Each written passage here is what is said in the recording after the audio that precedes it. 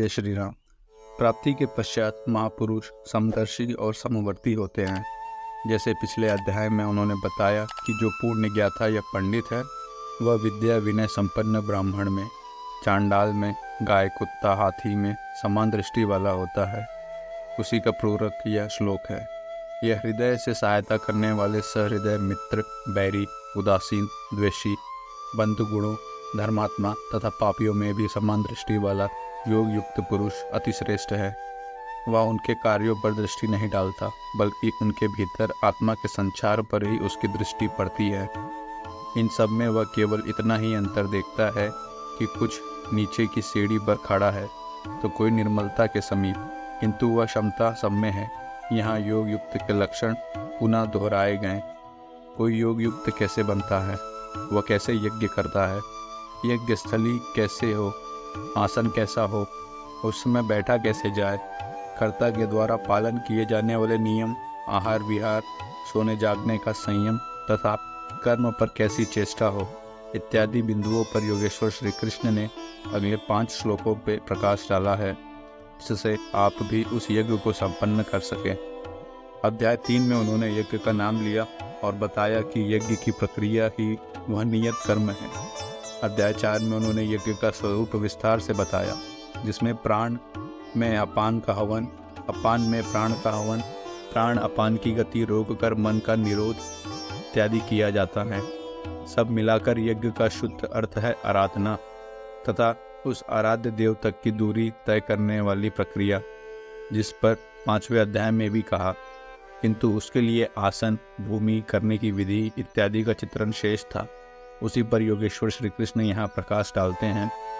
चित्त को जीतने में लगा हुआ योगी मन, इंद्रियों और शरीर को वश में रखकर वासना और संग्रह रहित होकर एकांत स्थान में अकेला ही चित्त को योग क्रिया में लगावे।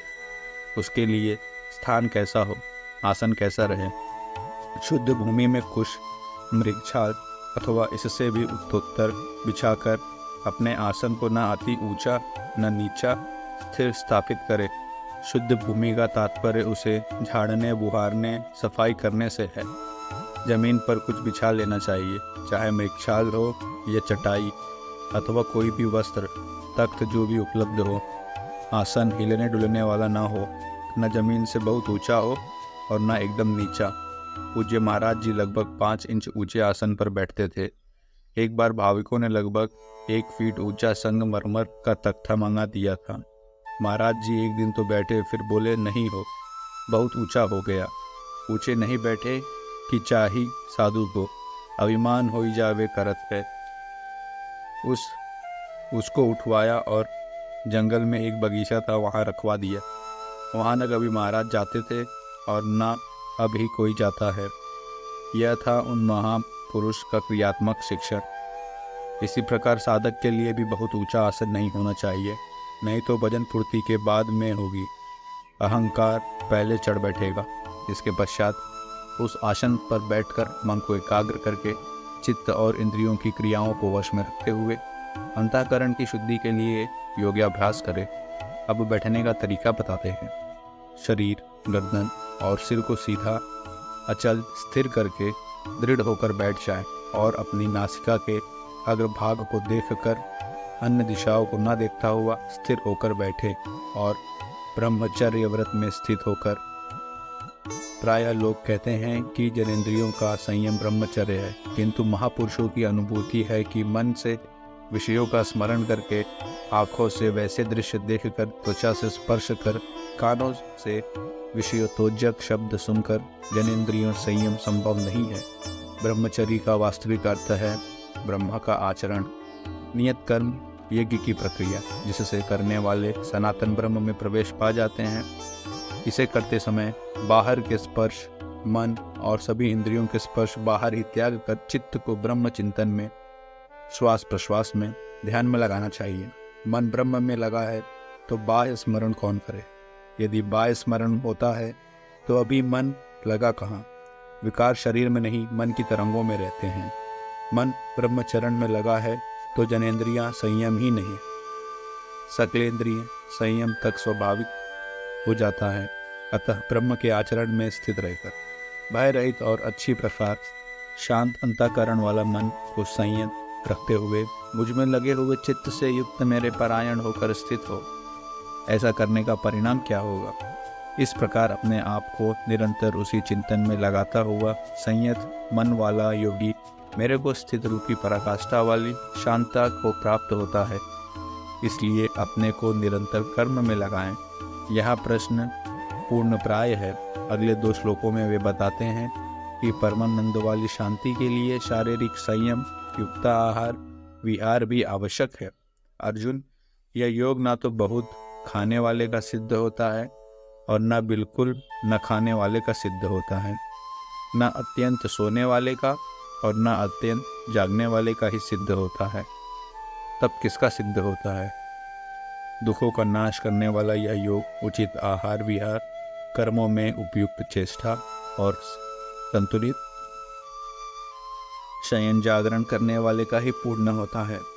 अधिक भोजन करने से आलस्य, निद्रा और प्रमाद घेरेंगे, तब साधना नहीं होगी। भोजन छोड़ देने से इंद्रियां क्षीण हो जाएंगी, अचल स्थिर बैठने की क्षमता नहीं रहेगी। पूज्य महाराज जी कहते थे कि खुराक से 1.5-2 रोटी कम खाना चाहिए। विहार अर्थात साधन के अनुकूल विचरण, कुछ परिश्रम भी करते रहना चाहिए। कोई कार्य ढूंढ लेना चाहिए, अन्यथा रक्त संचार शिथिल पड़ जाएगा, रोग घेर लेंगे। आयु, सोना और जागना आहार का अभ्यास से घटता बढ़ता है।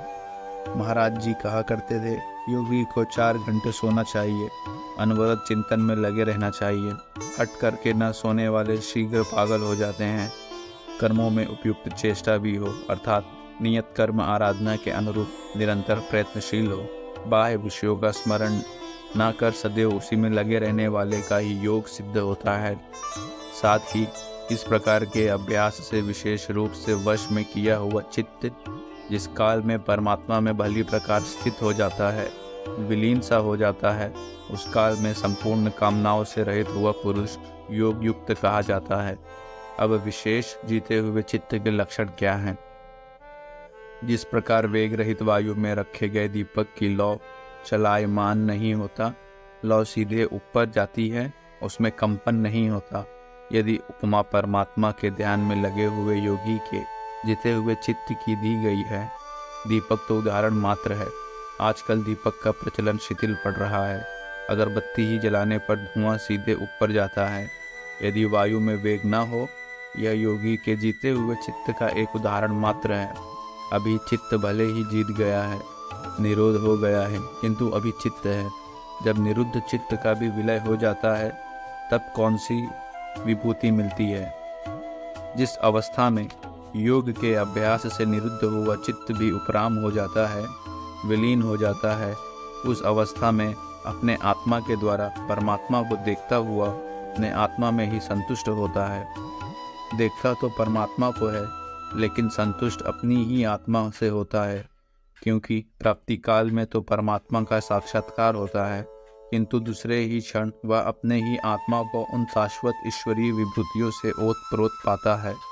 ब्रह्म अजर, अमर, शाश्वत, अव्यक्त और अमृत स्वरूप है, तो इधर आत्मा भी अजर, अमर, शाश्वत, अव्यक्त और अमृत स्वरूप है तो किंतु अचिंत्य भी है।